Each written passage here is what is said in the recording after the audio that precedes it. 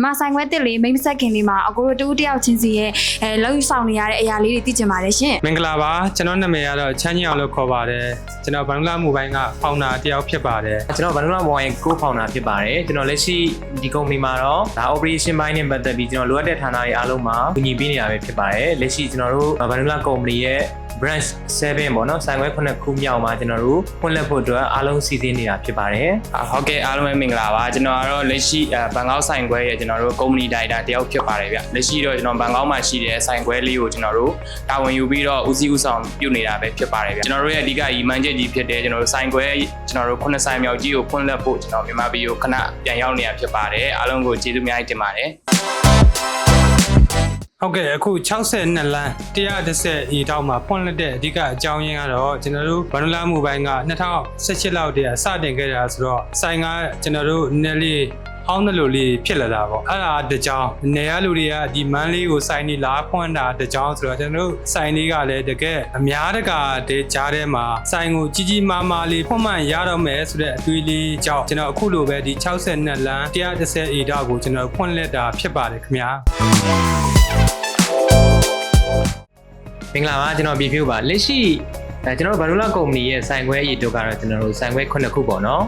ကျွန်တော်တို့ဘန်ကောက်မှာဆိုရင်တစ်ခုကျွန်တော်တို့ရန်ကုန်မှာ2ခုမန္တလေးမှာကျွန်တော်တို့ဒီနောက်ဆုံးဖွင့်မဲ့ကျွန်တော်တို့ showroom ကြီးနဲ့ဆိုရင်တော့ကျွန်တော်တို့4ခုရှိသွားပြီပေါ့အားလုံးပေါင်းလိုက်ရင်ကျွန်တော်တို့9ခုပေါ့နော်ဒါနောက်ဆုံးဖွင့်မဲ့ showroom ကတော့ကျွန်တော်တို့ကုမ္ပဏီရဲ့အကြီးမားဆုံးနဲ့တကယ်ကိုမှတနေရာထဲမှာနဲ့လုံးဝ all in one stop laptop or mobile computer accessory အားလုံးတနေရာထဲမှာနဲ့ရနိုင်မယ်လုံးဝအကြီးသား showroom ကြီးဖြစ်ပါတယ်ဗန္ဓုလဆိုင်ခွဲတွေအများကြီးဖွင့်ပြီးတော့အောင်မြင်ခဲ့ရတဲ့အကြောင်းရင်းတွေကဘာလေးဖြစ်မလဲရှင်ကိုဟုတ်အဓိကကတော့စေတနာပေါ့နော်စေတနာနဲ့ပြီးရင်ကျွန်တော်တို့စစ်မှန်မှုပေါ့နော်ကျွန်တော်တို့အတုအယောင်တွေများတဲ့ခေတ်မှာကျွန်တော်တို့ပစ္စည်းတွေပဲဝယ်နော်အဝတ်စားတွေပဲဝယ်အမျိုးမျိုးဘာပဲဝယ်ကျွန်တော်အစစ်နဲ့အတုဆိုတာအမြဲတမ်းရှိတယ်ပြီနော်ဈေးကွက်ထဲမှာဒါကြောင့်မို့ကျွန်တော်တို့ဗန္ဓုလမိုဘိုင်းကအခုလိုဆိုင်ခွဲတွေ9ဆိုင်နဲ့အောင်မြင်ရတဲ့အဓိကအကြောင်းရတော့ကျွန်တော်စစ်မှန်တဲ့စေတနာကြောင့်လို့ပဲကျွန်တော်အတူချုံပြီးပြောပြရစီအားသာခြင်းနဲ့ပတ်သက်ပြီးကျွန်တော်ပြောမယ်ဆိုရင်တော့ဒါတော်တော်လေးများတော့ကျွန်တော်ဘယ်အစပြောမလဲတော့မသိတော့ဘူးပေါ့နော်ဘာကြောင့်ကျွန်တော်ဒီလိုပြောလဲဆိုတော့လက်ရှိကျွန်တော်တို့ကုမ္ပဏီဗန္ဓုလမိုဘိုင်းอ่ะဆိုရင်ဒီတခြားဒီလိုမျိုးစိုက်နေနဲ့မတူရတဲ့အဓိကရည်ရွယ်ချက်ကခုနကကျွန်တော်ပြောလို့စစ်မှန်တဲ့စေတနာပေါ်မှာအခြေခံထားပြီးတော့နောက်တစ်ခုကကျွန်တော်တို့ဗန္ဓုလမိုဘိုင်းကကျွန်တော်တို့ပစ္စည်းအမျိုးအစားကြီးစုံလင်ရရှိနိုင်တယ်နောက်ပြီးတော့ကျွန်တော်တို့အသက်တွေရောအဟောင်းတွေရောတကယ်လို့ငွေကြေးအင်အားတွေအများကြီးမသုံးနိုင်မဲ့နဲ့ချွေတာခြင်းတဲ့သူတွေအတွက်ကွတ်စကန်ဟန်လေးကိုအသုံးပြုလို့ရပြီးတော့တကယ်လို့ brand new အသစ်စစ်တွေနောက်ဆုံးပေါ် latest တွေ iPhone 7 Pro Max တွေကျွန်တော်ဒါမှမဟုတ်ရင်ကျွန်တော် MacBook နောက်ဆုံးပေါ် M5 Pro လိုမျိုးဟာတွေနောက်ဆုံးပေါ်တွေကိုအားပေးခြင်းနဲ့ဆိုရင်တနေရာထဲမှာလည်းစုံလင်ရရှိနိုင်တာဖြစ်တဲ့အတွက်ဒီကျွန်တော်ဗန္ဓုလမိုဘိုင်းတခြားနေရာတွေနဲ့မတူတာပေါ့နော်နောက်ပြီးတော့ဒီကိုမောင်မချမေးဆိုဒီပရိသတ်တွေအနေနဲ့ဒီဖုန်းတွေ laptop တွေတခုပြန်ရောင်းနေတာရှိနေကျွန်တော်ဒီမှာရောင်းလို့ရတာဖြစ်တဲ့အတွက်အားလုံး okay အဆင်ပြေတဲ့အတွက်တခြားဆိုင်တွေနဲ့လုံးဝနှိုင်းယှဉ်လို့မရတဲ့အချက်ပါเนาะဒါလေးကတော့ဟုတ်ကဲ့ကဲပါကိုကျေးဇူးတင်ပါတယ်ရှင်ပြီးတော့ဗောနော်ဆိုင်နာမည်လေးအစမ်းနေဆိုတော့လေကိုချမ်းကဖောင်နာတယောက်အနေနဲ့ဒီနာမည်လေးပြီးဖို့ဟာလေးပေါ့နော်ဘယ်လိုလေးများစဉ်းစားမိရလဲရှင်ဟုတ်တယ်အများတကလည်းပြောကြတယ်ကျွန်တော်ဗန္ဓုလမိုဘိုင်းကမြန်မာလဲစံတယ်ပေါ့ဒီဆိုင်နာမည်လေးကကျွန်တော်တို့ဒီနာမည်လေးအဓိကပြီးပြတဲ့အကြောင်းရင်းကတော့ဗန္ဓုလဆိုတာကျွန်တော်တို့ရဲ့မွေးရမြေပေါ့ငပရင်ပေါ့အဲ့ဒီရွာကိုလည်းအဓိကကိုစားပြုခြင်းနဲ့ပြီးရင်ဗန္ဓုလရဲ့သူရဲကောင်းစိတ်ဓာတ်ကိုလည်းလေးစားတယ်เนาะဒါကြောင့်မို့ကျွန်တော်ရွာကိုလည်းဂုဏ်တင်ခြင်းနဲ့ဗန္ဓုလကိုလည်းလေးစားတယ်ဆိုတဲ့အခါမှာကျွန်တော်ဒီဗန္ဓုလဆိုတဲ့နာမည်လေးကိုရွေးချယ်ပြီးတော့ပြပြတာဖြစ်ပါတယ်ခင်ဗျာဟုတ်ကျေးဇူးတင်ပါတယ်ရှင်ဒီဆိုင်ဖွင့်ပွဲလေးမှာပေါ့နော်ဆိုင်ရီမူတို့ဝိုင်းစုခိုင်သိန်းတို့ဖိတ်ကြားတဲ့အကြောင်းမျိုးကိုဖြူကနေပြီးတော့ပြောပြပါအောင်ရှင်ဒီကျွန်တော်တို့ဆိုင်ဖွင့်ပွဲလေးကိုဒီ celebrity အမှုပညာရှင်တွေဒီဖိတ်ကြားတဲ့ရည်ရွယ်ချက်လေးကဒါကျွန်တော်တို့ဗန္ဓုလမိုဘိုင်းကိုအစင်တစိုက်ဟိုးချိန်ကြီးအကြာကြီးတွေကအားပေးလာတဲ့ဒီပရိသတ်နေရာနေပြီးတောင်းဆိုမှုကြောင့်ကျွန်တော်တို့ကအမှုပညာရှင်လေးတွေကိုကျွန်တော်တို့ဖိတ်ကြားရခြင်းဖြစ်ပါတယ်အဓိကတော့ပရိသတ်တွေရဲ့ဆန္ဒကိုကျွန်တော်တို့ကဖြည့်ဆည်းပြီးတာဆိုရင်ပုံမှန်ပါလိမ့်မယ်ပရိသတ်တွေကကျွန်တော်တို့လက်ရှိအမှုပညာရှင်ဟုတ်လားကျွန်တော်စမ်းရည်မို့ဝိုင်းစုခိုင်တဲ့ကိုကျွန်တော်တို့ဒါဖိတ်ကြားပြီးတော့ပရိသတ်တွေရဲ့ဆန္ဒကိုဖြည့်ပြီးခြင်းဖြစ်ပါတယ်เนาะအဓိကတော့ကျွန်တော်တို့ပရိသတ်တွေကျွန်တော်တို့ရဲ့ customer တွေဗန္ဓုလမိုဘိုင်းကိုချစ်ခင်တဲ့ customer တွေရဲ့ကျွန်တော်တို့ကျေးဇူးကိုတတ်နိုင်တဲ့ဘက်ကတွေဖြည့်ဆည်းတာဖြစ်တယ်လို့နောက်တစ်ခုကလည်းကျွန်တော်တို့ဗန္ဓုလမိုဘိုင်းရဲ့ကျွန်တော်တို့ရောင်းဝယ်တွေအားကောင်းဖို့ဆိုရင်လည်း ဒါတစ်ပိုင်းပေါ့နော်ဒါလေးတွေကြောင့်ကျွန်တော်တို့ဖိတ်ကြားခြင်းဖြစ်ပါတယ် မှာဆိုင်တဲ့ဖို့ပွဲအနေနဲ့ customer တွေကိုဘယ်လို promotion လေးတွေများပေးဖို့ရှိလဲဆိုတာလည်းပြောကြပြပါအောင်ရှင် ဟုတ်ကဲ့ဒီကျွန်တော်တို့ခုနှစ်ဆိုင်မြောက်ကျွန်တော်တို့ showroom အသစ်ကြီးမှာတော့သိန်းပေါင်းထောင်ချီတန်ဖိုးရှိတဲ့ကားအသစ်ကြီးတစ်စီးကိုကျွန်တော်တို့ချဲရတဲ့ customer တွေကိုကျေးဇူးတုံ့ပြန်တဲ့အနေနဲ့ customer ပေါက်ပေးသွားမှာဖြစ်ပါတယ်နောက်ပြီးတော့ကျွန်တော်တို့ဆိုင်ဟိုလာတဲ့ customer တွေအနေနဲ့လည်းကျွန်တော်တို့လက်ဆောင်ပစ္စည်းအမျိုးပေါင်း100ကျော်ကိုလည်းကျွန်တော်တို့စီစဉ်ထားပါတယ်ခင်ဗျာเนาะဒီလက်ဆောင်ပစ္စည်းတွေကိုကျွန်တော်တို့အများကြီးစီစဉ်ထားတာကိုချဲရတဲ့ customer တွေနဲ့လာရောက်ပြီးတော့ကျွန်တော်တို့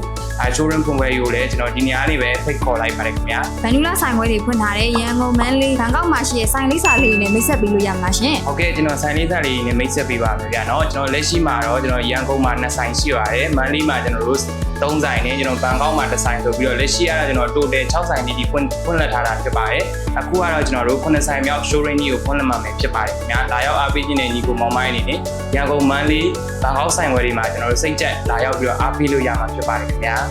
ဒါပြီးတော့ဗောနော်ညီမဒီညီကိုလေးတွေစုံတော့မှာညီကို300လောတွေကဗောနော် customer လေးတွေကိုဖိတ်ခေါ်ဖို့လေးရယ်ပြီးလို့ရှိရင်ဆိုင်ရဲ့ဝန်ဆောင်မှုလေးရယ်ဗာလေးများထပ်ပြီးဖြည့်ဆက်ပြောကြားချင်ပါသေးလဲရှင်ဟုတ်ကဲ့မင်္ဂလာပါကျွန်တော်ဒီနောက်ဆုံးကျွန်တော်တို့9ဆိုင်မြောက် showroom ကြီးကကျွန်တော်တို့တီချာလေးကျွန်တော်တို့ဖန်တီးထားတာဖြစ်တာမို့ကြောင့် customer တွေအကောင်းဆုံးဝန်ဆောင်မှုတွေပေးဖို့ကျွန်တော်တို့စောင့်မျှော်နေတဲ့အကြောင်းလေးကိုကျွန်တော်ဒီကနေပြီးတော့ဖိတ်ခေါ်ချင်လိုက်ပါတယ်ခင်ဗျာ ကိုဖြူရရောဗာလေးများပြောကြားပေးအောင်လဲရှင် customer တွေကိုပြောပေးရမှာပေါ့နော် ဟုတ်ကဲ့ပါ customer တွေကိုတော့ကျွန်တော်ဒီစေတနာပဲအရင်ခတ်ပြီးတော့ကျွန်တော်ဖိတ်ခေါ်ချင်တာပေါ့။ဘာကြောင့်လဲဆိုတော့ကျွန်တော်တို့လက်ရှိကျွန်တော်ဗန်နူလာကုမ္ပဏီရဲ့ဆိုင်ခွဲ9ဆိုင်မြောက်ကဆိုရင်ကျွန်တော်မန္တလေးမြို့ရဲ့အချက်ချကြတဲ့60လမ်းပေါ်မှာရှိုးအကြီးစားကြီးကိုမှသိန်းပေါင်းတောင်းချီပြီးတော့ကျွန်တော်တို့ရင်းနှီးမြှုပ်နှံပြီးတော့ဒီညီကိုမောင်နှမတွေအကောင်းဆုံးဝန်ဆောင်မှုတွေပေးမယ်ဆိုပြီးကျွန်တော်တို့ရည်ရွယ်ချက်ကောင်းနေနဲ့ဖွင့်လှစ်ထားတာဖြစ်တဲ့အတွက်ကျွန်တော်တို့မိဟောင်းမိတ်တက်တွေအားလုံးကျွန်တော်ဗန်နူလာမိုဘိုင်းကိုလာရောက်အားပေးနိုင်တယ်။နောက်တစ်ခုအားသာချက်ရှေ့မှာကျွန်တော်ပြောခဲ့သလိုပေါ့နော်ကျွန်တော်တို့စီမှာလာပြီဆိုရင်လိုတရဗန်ဒူလာလူတောင်ပြောရအလောက်အောင်ဒီပစ္စည်းအမျိုးအစားစုံနေပြီးတော့ဝန်ဆောင်မှုဆိုရင်လည်းကျွန်တော်တို့လာရောက်ပြီးတော့လေ့လာပြီးတော့ကျွန်တော်တို့ခန်းစားလို့ရပါတယ်ဆိုတဲ့အကြောင်းလေးကျွန်တော်ထပ်လောင်းပြောကြားလိုပါတယ် ကျေးဇူးတင်ပါတယ်ဟုတ်အကိုကလည်းကိုချမ်းကလည်းပေါ့နော် founder တယောက်အနေနဲ့ညီမတို့ customer တွေကိုဒီ site တစ်ကိုလာဖို့ဖိတ်ခေါ်တာလေးတွေရယ် customer ဘယ်လို service လေးတွေပေးထားရဲဆိုတာမျိုးလေးကိုဘယ်လိုလေးများထည့်ပြီးထပ်မံဖြည့်ဆွပြီးပြောကြားပေးခြင်းလေးလဲရှင် ဟုတ်ကဲ့မင်္ဂလာပါကျွန်တော်အဓိကဝန်ထမ်းတွေလည်းမှာပြတယ်ကျွန်တော်ကိုယ်တိုင်လည်းဒါလေးကိုသိချအနီးကပ်စောင့်ကြည့်တယ်ကျွန်တော်တို့ဒီဗန်နူလာကိုဘာကြောင့်ဝယ်တင်လဲဆိုတော့ကျွန်တော်မိကုန်းကိုကန်ဆယ်မာရဲ့ကိုစားကိုလည်းပြန်ပြီးတော့မေးတယ်ပြီးရင်ကျွန်တော်တို့ဘာတွေကိုလုတ်ပေးနိုင်မလဲဆိုတော့ကန်ဆယ်မာတွေအတွက်လည်းပြန်ပြီးတော့ကျွန်တော်စဉ်းစားပေးတယ်အဲ့လိုစဉ်းစားတဲ့အခါမှာကျွန်တော်တို့ဗန်နူလာမိုဘိုင်းမှာဝယ်မယ်ဆိုရင်ကျွန်တော်တို့ဈေးနှုန်းပိုင်းနဲ့ပတ်သက်ပြီးကျွန်တော်တို့များမှစိုးရင်စရာမလိုဘူးကျွန်တော်တို့ဈေးမမှန်စရာလဲစိုးရင်စရာမလိုဘူးဒါနံပါတ်1ချက်ပေါ့နောက်တစ်ချက်ကတော့ကျွန်တော် quality ဘိုင်းနဲ့ပတ်သက်ပြီးတော့ဒီကျွန်တော်တို့ဆိုင်ကဖုန်းတွေကအခုရှိုးထားတော့ဒီအသစ်တွေပဲရောင်းမှာပေါ့နော်တခြားဆိုင်ခွဲတွေကကျွန်တော်တို့စကန်တွေလည်းရှိတယ်အသစ်တွေလည်းရှိတယ်ဆိုတော့ကျွန်တော်စကန်တွေရောင်းခဲ့ရင်တောင်မှကျွန်တော်တို့စစ်ဆေးတဲ့ကျွန်တော်တို့နီးစနစ်တွေလည်းကျွန်တော်တို့ရှိပါတယ်ပြီးရင်ကျွန်တော်ကွန်ပျူတာနဲ့ထိုးဆက်တာရှိတယ်ကျွန်တော်တို့ဒီစာရွက်တွေနဲ့ကျွန်တော်စစ်တာတခြားလေး format လေးတစ်ခုဆွဲပြီးတော့ဆက်ခိုင်းတာမျိုးရှိတယ်ပြီးရင်ကျွန်တော်တို့ကိုးစီကကျွန်တော်ဝန်ထမ်းတွေဆိုလဲကျွန်တော်တို့မနေ့ကလည်း training ပေးခဲ့ပြီเนาะလာတိုင်းလည်းကျွန်တော် training တွေအများအားပေးတယ်ဒီကိုးဆိုင်မှာဝယ်ယူအားပေးတဲ့ customer တွေအနေနဲ့ကျွန်တော်တို့တခြားတွေနဲ့မတူတဲ့ဒီ service လို့ခေါ်တဲ့ဝန်ဆောင်မှုကိုကျွန်တော်တို့ဗန်နူလာမိုဘိုင်းကအထူးပြုပြီးတော့ဆောင်ရွက်ပေးနေခြင်းဖြစ်ပါတယ်ဒါကြောင့်မို့ကျွန်တော်တို့ဗန်နူလာမိုဘိုင်းမှာဝယ်ယူမယ်ဆိုရင်ကျွန်တော်ဈေးနှုန်းများမှမပူနဲ့ quality မကောင်းမှမပူနဲ့ဝန်ဆောင်မှုမကောင်းမှမပူနဲ့ဒီအချက်3ချက်ကိုအဓိကကျွန်တော်တို့တန်ဖိုးထားပြီးတော့အလေးနဲ့ဆောင်ရွက်ပေးနေခြင်းဖြစ်ပါတယ်ဒါကြောင့်မို့ကျွန်တော်အခုလိုစိုင်တဲ့ဖွင့်ပွဲကြီးမှာလာရောက်ပြီးတော့အားပေးမဲ့ကန်ဆယ်မာတွေအနေနဲ့ခုနကိုငိမ့်မောင်လည်းပြောသွားတဲ့ကျွန်တော်ကားသိန်းထောင်ကျော်တန်ကားကြီးကိုလည်းဖောက်ပေးမယ်လို့ကျွန်တော်တို့ခုနပြောသွားတယ်ပြီးရင်ကျွန်တော်တို့ promotion တွေပေါ့ကျွန်တော်တို့ဒီpower bank တွေဖြစ်မလားဒါမှမဟုတ်လဲစာအုပ်တွေဘောပင်တွေအမျိုးမျိုးကျွန်တော်တို့ဒီ item ပေါင်းများစွာကိုဒီအခုဝယ်အခုရဆိုတဲ့ပုံစံမျိုးနဲ့ကျွန်တော်တို့လာရောက်ပြီးတော့အားပေးကြမဲ့ customer တွေကိုမြစ်တာလက်ဆောင်နေနဲ့ကျွန်တော်ပေးရသွားမှာဖြစ်ပါတယ်เนาะကျွန်တော်ဗန်ဒူလာမိုဘိုင်းကတော့ကျွန်တော်တို့ဒီ service တွေ quality ဝန်ဆောင်မှုတွေအပြင်ကျွန်တော်တို့စစ်မှန်တဲ့စေတနာအဖြစ်ကျွန်တော်တို့အမြဲတမ်းယုံကြည်စိတ်ချထာဝရဖုံးဝဲမယ်ဆိုဗန်နူလာဆိုတဲ့စောင်ပုတ်လေးနဲ့အညီကျွန်တော်တို့ဝန်ဆောင်မှုပေးသွားမှာဖြစ်ပါတယ်ဒါကြောင့်မို့စိတ်ချယုံကြည်စွာလာရောက်ပြီးတော့ဆိုင်ဖွင့်ပွဲကြီးကိုအားပေးဖို့ဖိတ်ခေါ်ပါတယ်ခင်ဗျကျေးဇူးတင်ပါတယ် ကျေးဇူးတင်ပါတယ်